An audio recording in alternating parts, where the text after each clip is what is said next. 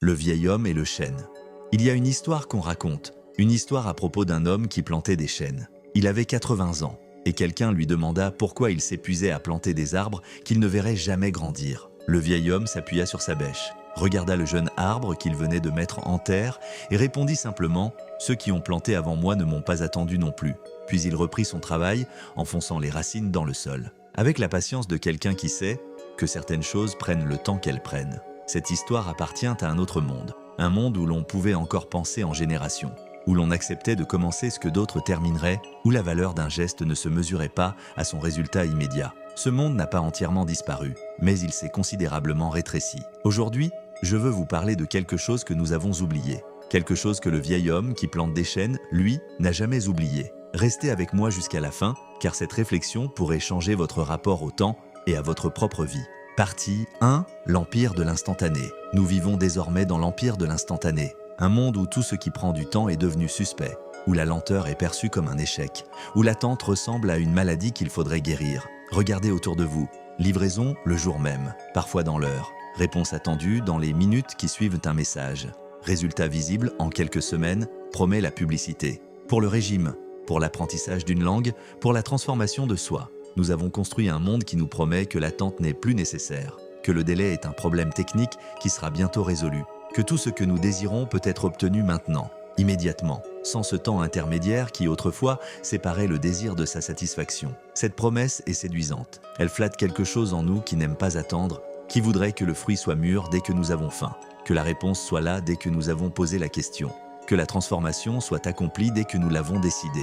Cette impatience n'est pas nouvelle. Elle est probablement aussi vieille que l'humanité. Ce qui est nouveau, c'est qu'une civilisation entière s'est organisée pour lui donner raison, pour lui faire croire qu'elle est légitime, pour construire des systèmes qui la satisfont de plus en plus vite. Et quelque chose s'est perdu dans ce processus, quelque chose que nous avons du mal à nommer, parce que nous avons oublié que cela existait. Partie 2. La temporalité propre aux choses. Le vieil homme qui plante des chênes savait quelque chose que nous avons désappris. Certaines choses prennent le temps qu'elles prennent. Et ce temps n'est pas un obstacle à contourner, mais une dimension essentielle de ce qui advient. Écoutez bien ceci, un enfant ne grandit pas plus vite parce qu'on le désire ardemment. On peut optimiser sa nutrition, stimuler son développement, multiplier les activités éducatives, mais le corps et l'esprit de l'enfant suivront leur propre calendrier, indifférent à notre impatience. Une blessure profonde ne guérit pas plus vite parce qu'on en a assez de souffrir. Les tissus se régénèrent à leur rythme, les émotions se traversent à leur rythme. Et toute tentative de forcer ce processus ne fait généralement que le retarder ou le déformer. Une relation véritable ne se construit pas plus vite parce qu'on voudrait déjà être intime. La confiance se tisse, fil après fil, rencontre après rencontre. Et les raccourcis créent l'illusion de la proximité. Sans sa réalité, il y a une temporalité propre aux choses, une durée nécessaire qui appartient à leur nature même. Le chêne a besoin de décennies pour devenir un chêne, le deuil a besoin de mois, parfois d'années pour accomplir son travail. L'amitié profonde a besoin de temps partagé, d'épreuves traversées ensemble, de silences habités côte à côte. La maîtrise d'un art a besoin de répétitions patientes, d'erreurs accumulées, de maturation lente. Aucune technologie ne peut comprimer ces durées sans altérer ce qui advient. On peut accélérer la livraison d'un colis, mais on ne peut pas accélérer la croissance d'un être humain. Cette vérité simple, nous l'avons oubliée. Ou plutôt, nous vivons comme si elle ne s'appliquait plus, comme si les lois qui gouvernent le vivant avaient été abolies par le progrès technique. Nous attendons de nous-mêmes la même instantanéité que celle de nos machines. Nous voulons apprendre vite, guérir vite, changer vite, réussir vite. Et quand les choses prennent du temps, quand elles prennent le temps qu'elles ont toujours pris, nous interprétons ce délai comme un échec personnel, une insuffisance à corriger, un problème à résoudre. Cette guerre contre le temps nécessaire nous épuise. Partie 3. Ne pas tirer sur les pouces. Les sages taoïstes avaient un mot pour cette manière d'être, Wu Wei, qu'on traduit souvent par non-agir, mais qui signifie quelque chose de plus subtil. Ne pas forcer, ne pas aller contre le courant, ne pas tirer sur les pouces pour les faire grandir plus vite. Il y a une vieille histoire chinoise à ce sujet, celle d'un fermier impatient qui trouvait que son riz poussait trop lentement. Un jour, il eut l'idée de tirer légèrement sur chaque pouce pour l'aider à grandir. Il travailla toute la journée, rentrant le soir épuisé, mais satisfait. Le lendemain, toutes ses pousses étaient d'hommes mortes. En voulant accélérer leur croissance, il avait arraché leurs racines. Pause pour laisser l'image s'installer. Cette parabole nous concerne tous. Combien de fois avons-nous tiré sur les pouces de notre propre vie? Combien de fois avons-nous voulu forcer une compréhension qui n'était pas mûre? Précipiter une décision qui avait besoin de temps, brusquer une relation qui demandait de la patience. Combien de fois avons-nous abîmé quelque chose de précieux en refusant de lui accorder le temps dont il avait besoin? Un fruit cueilli trop tôt est amer, tout le monde le sait, et pourtant nous continuons de cueillir trop tôt. Nous voulons le résultat avant que le processus soit accompli. Nous voulons la récolte avant que la maturation soit complète. Et nous nous étonnons que ce que nous obtenons n'a pas la saveur de ce que nous espérions. Partie 4, le code de l'accélération. Il y a un coût à l'accélération. Et ce coût est souvent exactement ce que nous cherchions à obtenir. La décision prise dans la précipitation se révèle souvent mauvaise. Non pas parce que nous manquions d'intelligence, mais parce que nous manquions de temps. Le temps qui permet aux différentes dimensions d'un problème de se révéler, aux intuitions de se former, aux conséquences de se dessiner. La relation brusquée se brise. Non pas parce que les personnes n'étaient pas compatibles, mais parce que la confiance n'avait pas eu le temps de s'enraciner. Et les premières tempêtes ont emporté ce qui n'était pas encore solide. L'œuvre achevée trop vite manque de profondeur, non pas parce que le talent faisait défaut, mais parce que la maturation qui donne aux choses leur densité n'a pas eu lieu. Vous voyez le paradoxe? Nous voulions le fruit, et en le cueillant trop tôt, nous avons perdu le fruit. Nous voulions la relation, et en la brusquant, nous avons perdu la relation. Nous voulions la compréhension, et en refusant le temps de la réflexion, nous sommes restés dans la confusion. L'impatience est une forme particulière d'aveuglement. Elle ne voit que le délai comme obstacle. Elle ne voit pas le délai comme condition. Car le temps n'est pas seulement ce qui nous sépare de ce que nous voulons, il est ce qui permet à ce que nous voulons d'advenir vraiment. Le chêne n'est pas un gland qui aurait attendu assez longtemps. Il est ce que le temps fait du gland, la transformation que seule la durée peut accomplir. La sagesse n'est pas une information qui aurait été stockée assez longtemps. Elle est ce que le temps fait de l'expérience. L'intégration que seule la durée permet. L'amitié profonde n'est pas une sympathie qui aurait duré.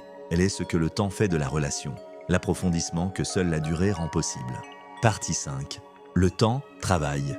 Le temps travaille, cette idée nous est devenue étrangère. Habitués que nous sommes à penser le temps comme un vide entre deux moments. Un délai à réduire, une attente à supporter. Mais le temps n'est pas vide. Il est plein d'un travail invisible, d'une transformation silencieuse, d'une maturation souterraine. Pendant que nous attendons, quelque chose se fait. Pendant que rien ne semble bouger, quelque chose bouge. Pendant que nous nous impatientons de l'absence de résultats visibles, les racines s'étendent dans l'obscurité, préparant ce qui, un jour, émergera à la lumière. Le vieil homme qui plante des chênes le sait, il sait que sous la terre, là où personne ne regarde, un travail immense est en cours. Le gland se fissure, la radicule s'enfonce. Les premières racines cherchent leur chemin entre les pierres. Rien de tout cela n'est visible, rien de tout cela ne peut être accéléré. Et tout cela est absolument nécessaire pour que, un jour, un arbre se dresse vers le ciel. La partie invisible du processus est aussi importante que la partie visible, peut-être même plus importante encore, car c'est elle qui détermine la solidité de ce qui viendra. Il en va de même pour nous, quand nous traversons des périodes où rien ne semble avancer, où nous avons l'impression de stagner, où les résultats que nous espérions tardent à venir. Quelque chose travaille peut-être en profondeur, des compréhensions mûrissent sans que nous en soyons conscients. Des forces se rassemblent silencieusement. Des connexions se font entre des expériences que nous n'avions pas encore reliées. Ce qui ressemble à de l'immobilité, peut-être une préparation. Ce qui ressemble à du retard, peut-être une maturation. Ce qui ressemble à un échec, peut-être une gestation. Partie 6, les temps de transition. Et puis, il y a ces temps intermédiaires. Ces entre-deux qui sont peut-être les plus difficiles à habiter. Ces périodes où l'on n'est plus ce qu'on était, mais pas encore ce qu'on sera. Ces transitions qui durent plus longtemps que prévu, où l'ancienne forme s'est défaite sans que la nouvelle soit encore apparue. Des temps de crise où tout est en transformation, mais où rien n'est encore visible. Ces temps sont inconfortables. Nous voudrions les traverser rapidement, arriver de l'autre côté, savoir enfin ce que nous devenons. Mais la chrysalide ne peut pas être ouverte prématurément. À l'intérieur, la chenille se dissout presque entièrement, avant que le papillon ne se forme. Ce processus a besoin de son temps propre. L'interrompre, c'est tuer ce qui était en train de naître. Les grandes transformations de nos vies suivent de souvent ce schéma. Un changement de carrière, une séparation, un deuil, une conversion. Toutes ces transitions passent par un temps de dissolution, où ce que nous étions s'efface sans que ce que nous serons soit encore là. Ce temps est désorientant, parfois angoissant. Nous ne savons plus qui nous sommes, où nous allons, ce que nous voulons. Les anciens repères ne fonctionnent plus, et les nouveaux ne sont pas encore établis. La tentation est grande de fuir cet inconfort, de forcer la transition, de se précipiter dans une nouvelle identité pour échapper à l'incertitude. Mais quelque chose se perd quand on fait cela. La transformation véritable a besoin de ce temps de flottement, de cette période où les certitudes sont suspendues, où l'identité est fluide, où tout est possible, parce que rien n'est encore fixé. C'est dans ce vide apparent que quelque chose de vraiment nouveau peut émerger. Non pas une répétition de ce qui précédait, mais une forme véritablement nouvelle. Partie 7. La confiance et le lâcher-prise. Car il y a, dans la patience véritable, une dimension de confiance. Confiance que ce qui doit mûrir, mûrira. Confiance que le temps fait son travail, même quand nous ne le voyons pas. Confiance que les graines plantées porteront des fruits, même si nous ne sommes pas là pour les récolter. Cette confiance n'est pas une certitude. Personne ne peut garantir que le chêne grandira, que la guérison viendra, que la transformation s'accomplira. Elle est plutôt une disposition intérieure, une manière d'être en relation avec l'incertitude du temps. Cette confiance ne dispense pas de l'action. Le vieil homme plante, arrose, protège. Il fait tout ce qui dépend de lui, mais il ne s'épuise pas à contrôler ce qui ne dépend pas de lui. Il ne passe pas ses nuits à s'inquiéter de savoir si le chêne grandira. Il a fait sa part, et il laisse le temps faire la sienne. Cette division du travail, entre ce qui nous revient et ce qui revient au temps, est au cœur de la patience confiante. Nous avons du mal avec cette division. Nous voudrions tout contrôler, y compris ce qui échappe, par nature, à notre contrôle. Nous voudrions maîtriser le calendrier, décider du moment où les choses adviendront, imposer notre tempo à un processus qui a le sien. Cette volonté de contrôle est compréhensible. Elle naît de notre anxiété face à l'incertitude, de notre désir de sécurité, de notre difficulté à supporter ce que nous ne maîtrisons pas. Mais elle est aussi source de souffrance, car elle nous met en guerre contre ce qui est. Lâcher le contrôle du calendrier ne signifie pas abandonner tout espoir ou cesser tout effort. Cela signifie reconnaître que le quand ne nous appartient pas toujours, même quand le quoi et le comment nous appartiennent. Nous pouvons décider ce que nous voulons accomplir. Nous pouvons choisir comment nous allons nous y prendre. Mais nous ne pouvons pas toujours décider quand cela se produira. Cette limite à notre pouvoir n'est pas une défaite. Elle est une reconnaissance de notre place dans l'ordre des choses. Une humilité qui n'est pas humiliation, mais justesse. Partie 8. Planter ce que nous ne verrons pas grandir. Le vieil homme qui plante des chênes a trouvé cette justesse. Il ne se prend pas pour le maître du temps. Il ne croit pas que sa volonté peut commander aux saisons. Il s'inscrit dans un processus plus vaste que lui, qui a commencé avant lui et qui continuera après lui. Cette inscription n'est pas une diminution de son être. Elle est au contraire ce qui donne sens à son geste. Planter un arbre qu'il ne verra pas grandir n'est pas absurde. C'est participer à quelque chose qui le dépasse, lier son existence à celle des générations futures. Affirmer que la valeur d'un acte ne se mesure pas à ce que nous en retirons personnellement. Peut-être est-ce là l'invitation finale de cette réflexion sur le temps nécessaire. Élargir notre horizon temporel, dépasser l'obsession du résultat immédiat, retrouver le sens de la durée. Non pas par résignation ou par passivité, mais par sagesse, par reconnaissance que nous ne sommes pas le centre du temps, que notre vie s'inscrit dans un flux plus vaste, que ce que nous semons sera peut-être récolté par d'autres. Cette perspective peut sembler décourageante à première vue. À quoi bon faire des efforts si nous n'en voyons pas les fruits? Mais elle peut aussi être profondément libératrice. Elle nous décharge de la pression de tout accomplir dans notre propre vie, de tout voir aboutir avant notre mort, de tout contrôler jusqu'au bout. Elle nous permet de faire notre part, sincèrement, pleinement, joyeusement, et de lâcher le reste. Elle nous réconcilie avec le temps, au lieu de nous épuiser à lutter contre lui. Partie 7. La confiance et le lâcher-prise. Car il y a, dans la patience véritable, une dimension de confiance. Confiance que ce qui doit mûrir, mûrira. Confiance que le temps fait son travail, même quand nous ne le voyons pas.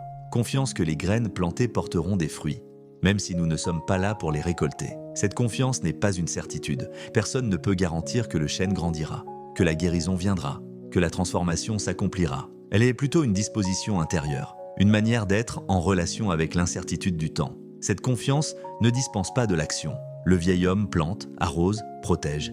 Il fait tout ce qui dépend de lui, mais il ne s'épuise pas à contrôler ce qui ne dépend pas de lui.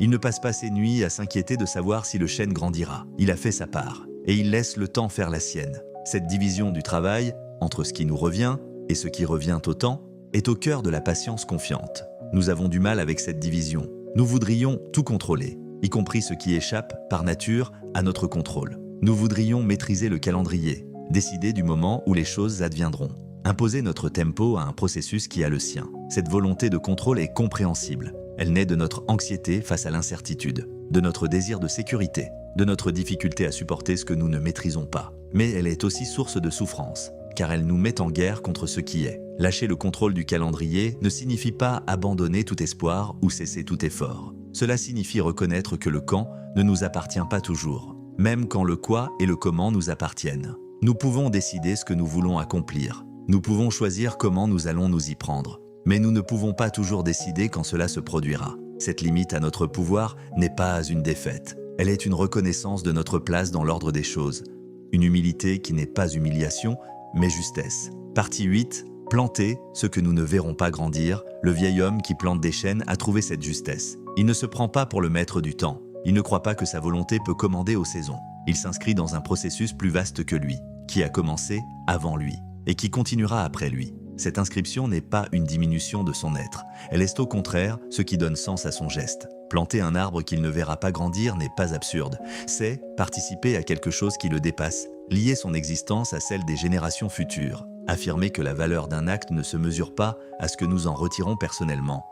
Peut-être est-ce là l'invitation finale de cette réflexion sur le temps nécessaire. Élargir notre horizon temporel, dépasser l'obsession du résultat immédiat, retrouver le sens de la durée, non pas par résignation ou par passivité, mais par sagesse, par reconnaissance que nous ne sommes pas le centre du temps, que notre vie s'inscrit dans un flux plus vaste, que ce que nous semons sera peut-être récolté par d'autres. Cette perspective peut sembler décourageante à première vue. À quoi bon faire des efforts si nous n'en voyons pas les fruits? Mais elle peut aussi être profondément libératrice. Elle nous décharge de la pression de tout accomplir dans notre propre vie, de tout voir aboutir avant notre mort, de tout contrôler jusqu'au bout. Elle nous permet de faire notre part, sincèrement, pleinement, joyeusement, et de lâcher le reste. Elle nous réconcilie avec le temps, au lieu de nous épuiser à lutter contre lui.